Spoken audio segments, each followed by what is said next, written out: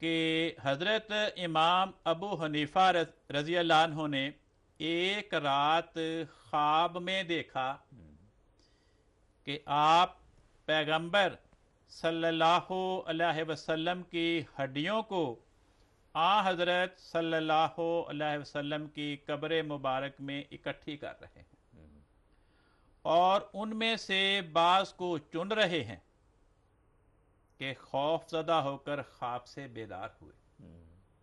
کیا خواب دیکھی کہ رسول پاک صلی اللہ علیہ وسلم کی میت پڑی ہے، آپ اس میت میں سے کچھ ہڈیوں کو اکٹھی کر رہے ہیں اور کچھ کو اٹھا کے جب آپ بیدار ہو تو آپ بڑے خوفزدہ تھے کہ پتہ نہیں اس خواب کا کیا مطلب ہے۔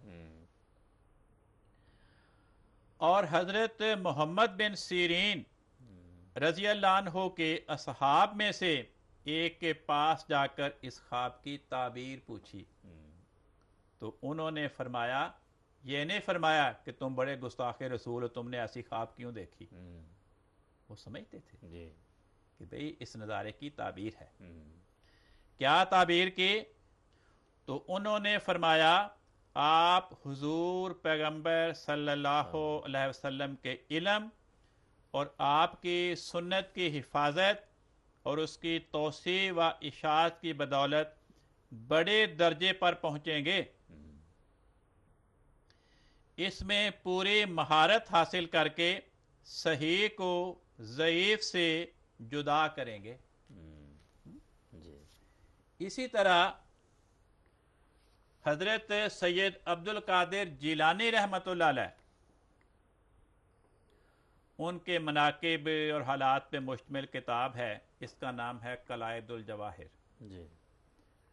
جو محمد یحییٰ تادنی رحمۃ اللہ علیہ نے تصنیف کی اور مولانا زبیر افضل عثمانی مرحوم نے اس کا اردو میں ترجمہ کیا۔ مدینہ پبلشنگ کمپنی، محمد علی جناح روڈ، کراچی سے یہ ترجمہ شائع ہوا، قلائد الجواہر کا اردو ترجمہ۔ اس کتاب قلائد الجواہر کے اردو ترجمے کے صفحہ 187 پہ لکھا ہے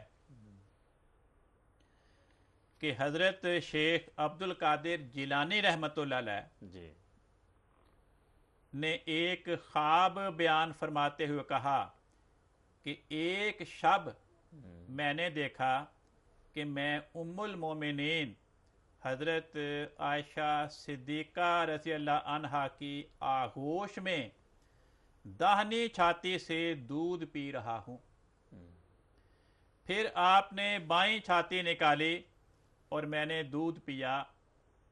اس کے بعد حضور اکرم صلی اللہ علیہ وسلم نے داخل ہو کر فرمایا کہ اے عائشہ، یہ ہمارا حقیقی فرزند ہے۔ اب حضرت عائشہ کی تو کوئی جسمانی اولاد ہی نہیں تھی، پھر حضرت عائشہ کی وفات پہ کو 500-600 سال کا عرصہ گزر چکا، تب حضرت سید عبد القادر جیلانی رحمۃ اللہ علیہ پیدا ہوئے، تو انہوں نے ان کا دودھ کیسے پی لیا؟ تو یہ خواب ظاہری حالات کے تو مطابق نہیں ہے، خواب میں ہی ان کو خدا تعالیٰ نے رسول پاک صلی اللہ علیہ وسلم کی زبان سے یہ سمجھایا کہ یہ ہمارا روحانی بیٹا ہے، ہمارے فیض سے فیض پائے گا، یہی اس کی تعبیر، یہ اس کی تعبیر۔ جماعت احمدیہ کے ایک مخالف دیوبندی فرقہ کے ایک بزرگ ہیں مولانا اشرف علی تھانوی، ایک رسالہ نکلتا تھا الامداد، جو تھانہ بھون ہندوستان سے چھپتا تھا۔ یہ میرے پاس اس رسالہ الامداد کا 1336 ہجری کے سفر کے مہینے کا رسالہ ہے۔ ان کے کسی مرید نے، کسی شخص نے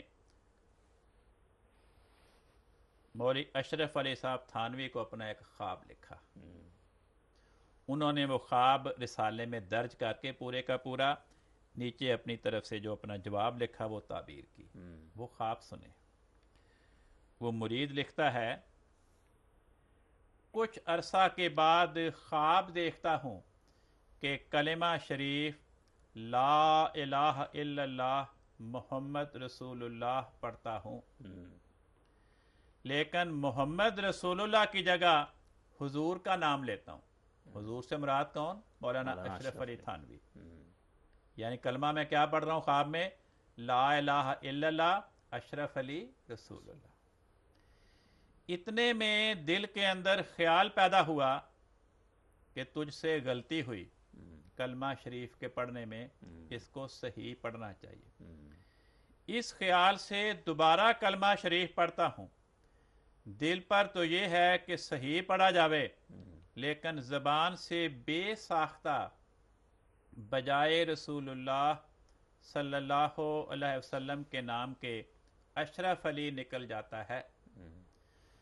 حالانکہ مجھ کو اس بات کا علم ہے کہ اس طرح درست نہیں، لیکن بے اختیار زبان سے یہی نکلتا ہے۔ 2-3 بار جب یہی صورت ہوئی تو حضور کو اپنے سامنے دیکھتا ہوں، یعنی اشرف علی صاحب تھانوی کو، اور بھی چند شخص حضور کے پاس تھے، لیکن اتنے میں میری یہ حالت ہو گئی کہ میں کھڑا کھڑا بوجہ اس کے کہ رکعت طاری ہو گئی، زمین پر گر گیا اور نہایت زور کے ساتھ ایک چیخ ماری، اور مجھ کو معلوم ہوتا تھا کہ میرے اندر کوئی طاقت باقی نہیں رہی۔ اتنے میں بندہ خواب سے بیدار ہو گیا، لیکن بدن میں بدستور بے حسی تھی، اور وہ اثر ناطاقتی بدستور تھا، لیکن حالت خواب اور بیداری میں حضور کا ہی خیال تھا۔ حالت خواب اور بیداری میں کس کا خیال تھا؟ اور اشرف علی صاحب تھانوی کا۔ ان کے نام پہ مدرسوں کے نام مدرسہ اشرفیہ، جامعہ اشرفیہ رکھے جاتے ہیں۔ دیوبندی مکتب فکر کے لوگ اپنی مساجد کے نام جامعہ اشرفیہ رکھتے ہیں، یہ ان کا احترام کا مقام ہے دیوبندی مکتب فکر میں۔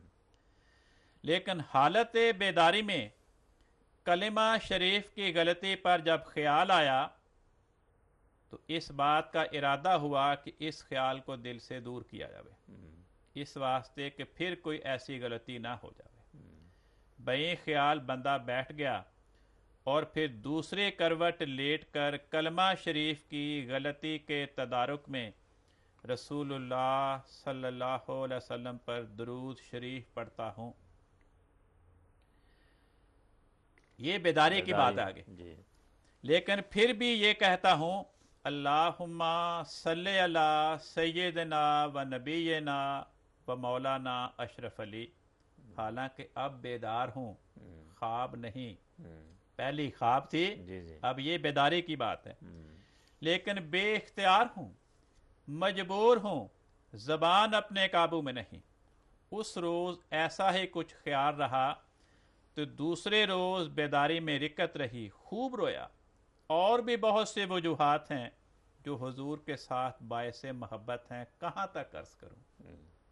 یہ ان کی خواب کا واقعہ اور بیداری کا واقعہ ہے۔ اس کو رسالے میں درج کیا گیا صفحہ 35 پہ۔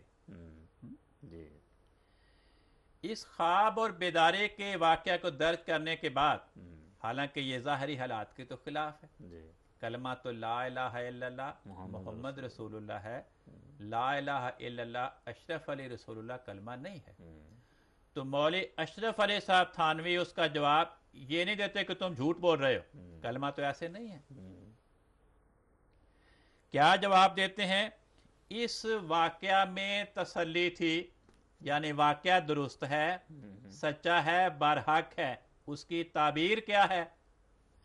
اس واقعہ میں تسلی تھی کہ جس کی طرف تم رجوع کرتے ہو، یعنی اشرف علی تھانوی کو اپنا مرشد بناتے ہو، وہ بے ہی تعالی متبع سنت ہے۔ کہتے ہیں وہ اللہ تعالیٰ کی مدد کے نتیجے میں سنت رسول کا پیروکار ہے۔ یہ جواب انہوں نے کب دیا؟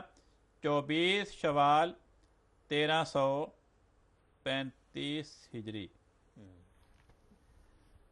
اب دیکھیں